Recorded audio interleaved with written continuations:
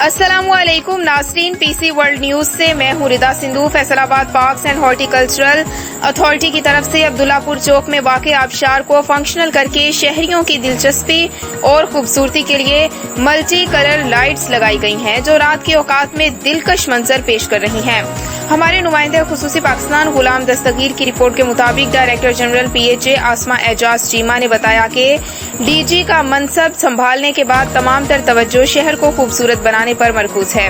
इसी मकसद के लिए पब्लिक पार्क्स की हालत-ए-जार को मजीद बेहतर बनाने के साथ साथ अवामी दिलचस्पी की जगहों और मकामात की भी तज़य्युन और बहाली का काम जारी है और आबशार पर मल्टी कलर्स लाइट की तनसीब भी इसी सिलसिले की कड़ी है।